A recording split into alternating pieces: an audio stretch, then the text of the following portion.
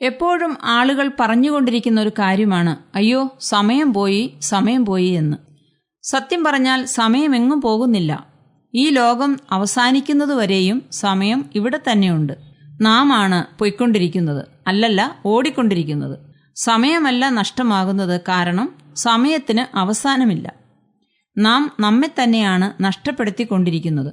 നാം ഇവിടെ ഈ ലോകത്തിൽ നിത്യമായി ജീവിക്കുകയില്ല.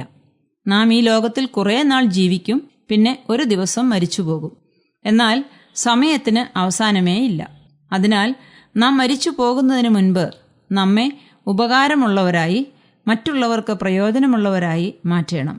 നാം ചെയ്യുന്ന ഏറ്റവും മോശമായ കാര്യം എന്താണെന്ന് വെച്ചാൽ മറ്റുള്ളവരോട് നമ്മെ സാമ്യപ്പെടുത്തുന്നതാണ്. ഒരു പശു പുല്ല് തിന്നാൽ അതിന് ആരോഗ്യം വരും. എന്നാൽ നായ പുല്ല് തിന്നാൽ അത് ചത്തുപോകും. അതുകൊണ്ട് മറ്റുള്ളവരുമായി നമ്മെ ഒരിക്കലും കമ്പയർ ചെയ്യരുത്. പിന്നെയോ നമ്മുടെ ഓട്ടക്കളത്തിൽ നാം ഓടിക്കൊണ്ടേയിരിക്കണം. ഒരാൾക്ക് നല്ലതായുള്ള കാര്യം മറ്റുള്ളവർക്ക് തിന്മയായിരിക്കും. ദൈവം നമ്മെ ഏൽപ്പിച്ചിരിക്കുന്ന കടമകൾ ചെയ്ത് അത് മറ്റുള്ളവർക്ക് ഉപയോഗപ്രദമാക്കി മാറ്റണം. ദൈവം നമ്മുടെ ജീവിതത്തിൽ ചെയ്ത നന്മകളെയും ഉപകാരങ്ങളെയും എണ്ണി അവർക്ക് നന്മ ചെയ്യണം. നാം മറ്റുള്ളവരോട് അസൂയപ്പെടുന്നത് നിർത്തണം. സിംഹവും തിമിംഗലവും ഇര തേടുന്നതിൽ മിടുക്കരാണ്. എന്നാൽ സിംഹത്തിന് കടലിൽ ഇരപിടിക്കുവാൻ സാധിക്കില്ല, തിമിംഗലത്തിന് കരയിലും സാധിക്കില്ല. സിംഹത്തിന് കടലിൽ ഇരപിടിക്കുവാൻ സാധിക്കാത്തതിനാൽ അതിൻ്റെ വില കുറച്ചു കാണുവാൻ സാധിക്കുകയില്ല.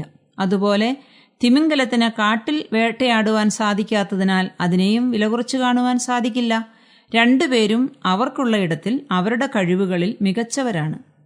തക്കാളിപ്പഴത്തേക്കാൾ റോസാപ്പൂവിന് സുഗന്ധമുള്ളതിനാൽ തക്കാളി രസത്തിനു പകരം റോസാപ്പൂ രസം ഉണ്ടാക്കി കഴിക്കുവാൻ പറ്റുമോ? ഇല്ല.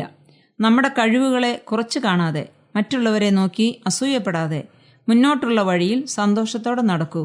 അസൂയ അസ്ഥികളെ ദ്രവിപ്പിക്കുമെന്ന് ബൈബിളിൽ നാം വായിക്കുന്നു.